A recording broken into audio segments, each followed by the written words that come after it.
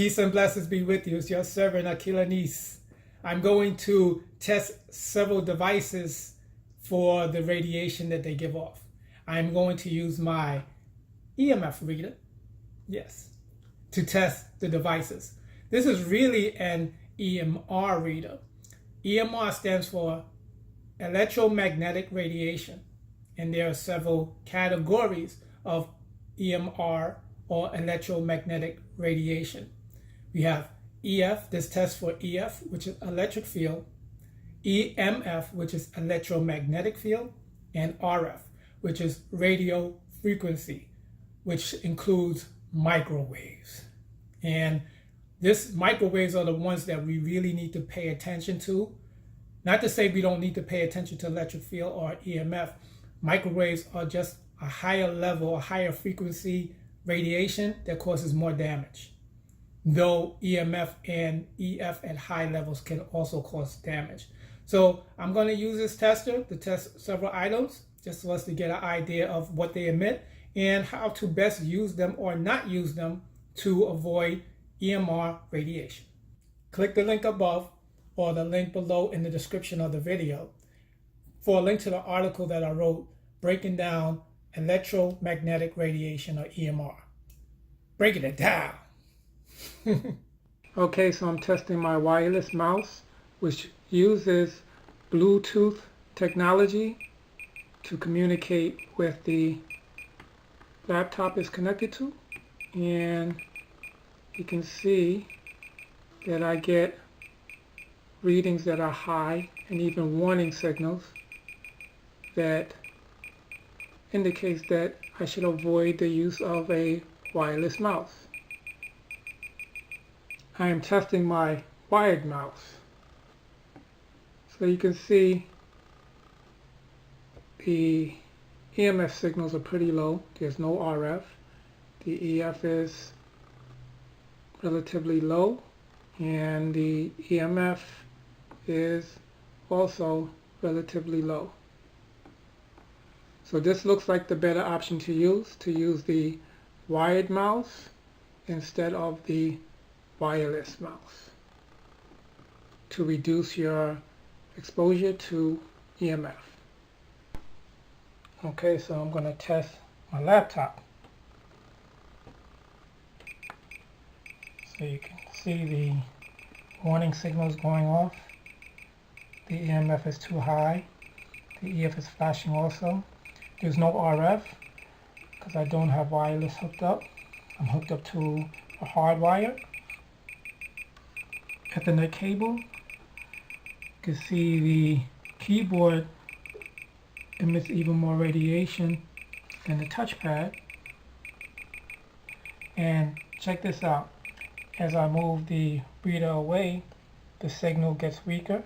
As I move it closer, the signal gets stronger. So, as I stated, when you get closer to electronic devices, the radiation signal gets stronger. So the keyboard is actually stronger, emits more radiation than the touchpad. And you can see the warning signals. And let's see about the screen. It's not as bad, but it's still high.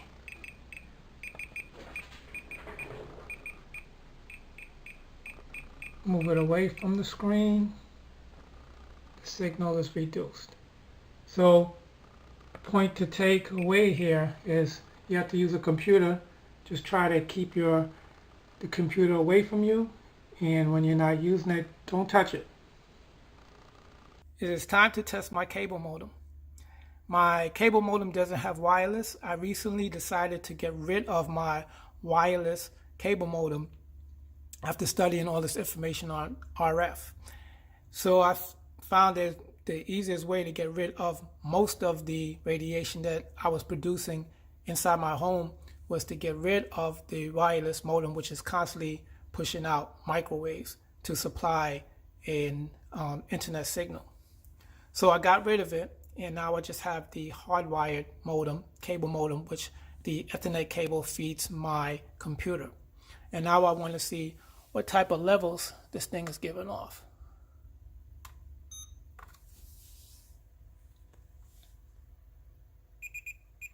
You see when it comes on, as soon as it comes on, I get an alarm, and that's the EMF is high. The RF is 0, which is good. That's what it should be. That would be the Wi-Fi or cell phone signal.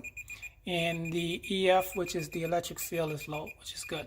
So it's just the EMF, which is on the high side. Now, I've been trying to get rid of things that I don't need that's producing unwanted radiation. So this is something that I do need. So what I do is put this cable modem in a corner, and so it's away from me. And as I have explained within the article, that the closer you are to a device, that's the more radiation that you're gonna get. So I have this in the corner, and let me show you. Just like take this away, and when I just take it away here, then that signal goes down. It's time to test a wireless router. So you see I get an immediate alarm. The RF is high, the EF is high, and the EMF is high. Even though the RF is high, I'm surprised it's not as high as a cell phone or a microwave, even though it uses microwaves. So now I'm going to take the reader and walk away and see what the RF signals are. The EMF and EF drops down quickly as you walk away from the device. The RF is still strong, but it's dropping. It's still strong. I'm still getting signals, warning signals on it, just went away. So at this point, like a couple of feet, 2 feet away, then it's in a safe signal zone for the RF, but it's still emitting. Still emitting as I walk away. So the point here is, as with EMF and EF, the further away you get from a device, the weaker the signal. Same thing for RF. The RF signal just extends further away. So you just want to keep the wireless router far away from you as possible. Now walking closer, and you can see the strength comes right back. So this is my work area that I don't use as often. So as a good practice now, what I do is I keep these unplugged when I'm not using them. And even the power strip, I keep it unplugged. Because once something is plugged in, then it's going to generate EF or EMF radiation. So just to show you, it shows 0, 0, 0, 0. And that way I just cut down on some overall EMF and EF radiation. So I just want to show, this is the general area. So I'm not next to any device or outlet. And you can see it basically stays at 0. Just walking around a little bit. And the levels are low. 0 is good. And that means that I don't need this anymore. What? You think it's a little bit too much? I don't dress like this. I'm just playing. I think it's a little bit over the top and likely not necessary. Onto the microwave. I have one. I don't use it. I have it for resale value of my property. And that's about it. I don't use it. Even though I wasn't using it, I was keeping it plugged in. And now that I learned more about RF and EF, I keep it plugged out. And you'll see the difference. So right now, plugged out. Let's see, turn this to EMF, be my main one. So they're all basically 0, hovering around 0, which is good. So now I'm going to plug it in.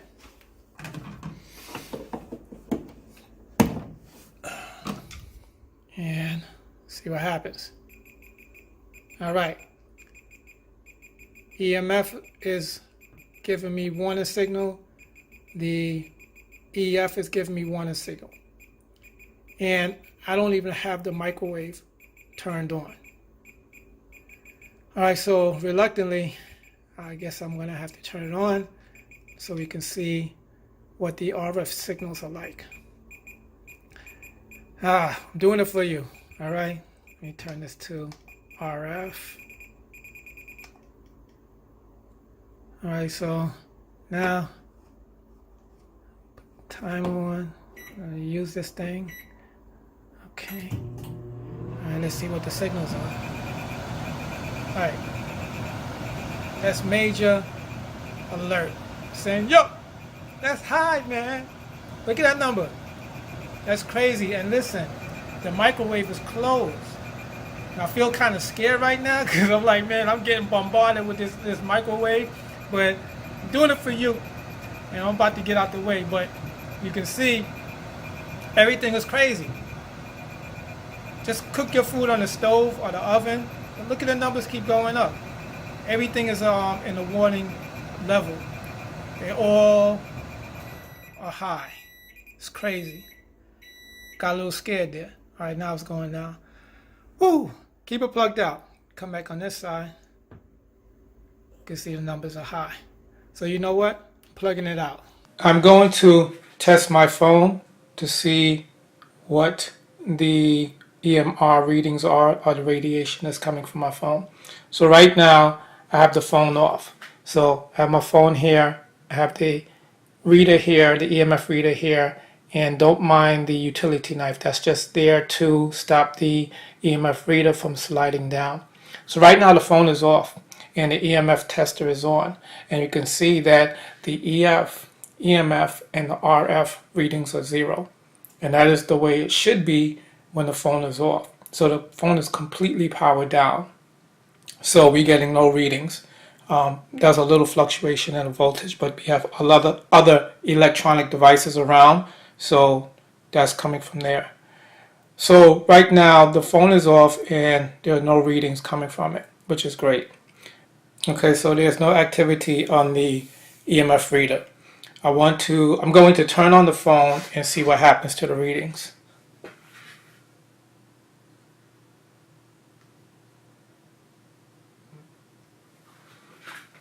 The EMF starts to become active and gets a flashing signal, so that means that it's high. So the phone right now is still just coming on, it's powering up.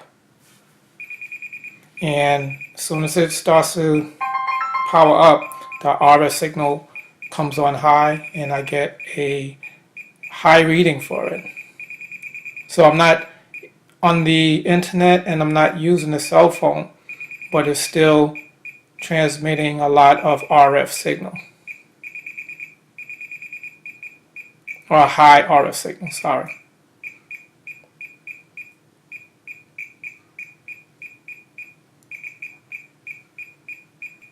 And still get a high signal, hasn't leveled off. So the phone is just on and not using the phone, not making a call, not on the internet, and you still have a lot of RF activity. So you have to be mindful when you keep your phone around you that when it's on, it's transmitting, and this is radiation that's being emitted from the phone. Now I want to see what happens when I access the internet. So with the phone it's not access to the internet, I'm not making a cell phone call, still have a lot of RF signals being transmitted from and to the phone. So now let me connect to the internet. Let's see what happens. And it's the same activity.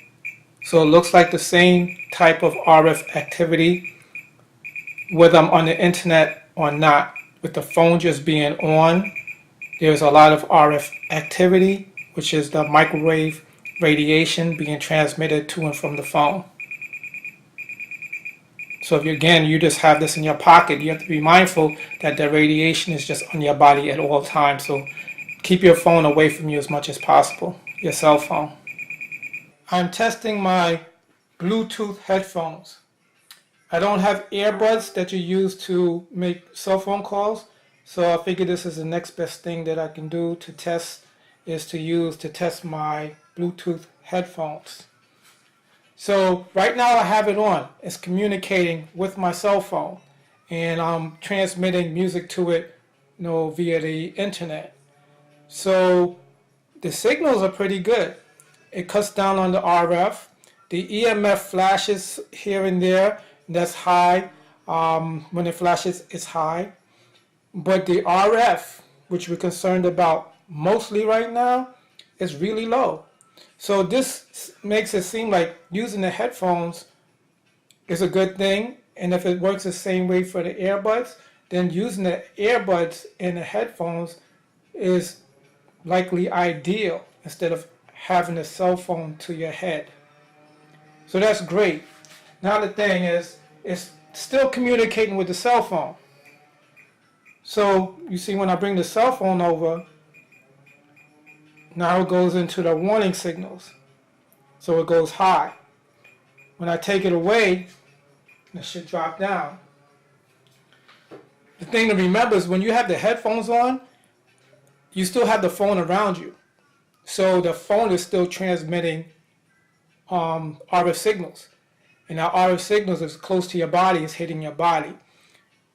It's likely better not going right into your brain, but it's still hitting your body. So the headphones, the use of the headphones seems like a good idea, but just keep the phone away from you as far as possible so you're not bombarded with the RF signals from the phone. The only thing that I have a concern about using the headphones and using the earbuds is that it seems like with some people it becomes a status symbol to keep the earbuds in your ears. Now, though it cuts down on radiation, you can see the EMF is always on because it's an electronic device. So that's constant EMF that's going into your ear. So you don't want to have it just constantly there, even though it's low. It's just not good for you. So when you use the earbuds, take them out when you're not using them.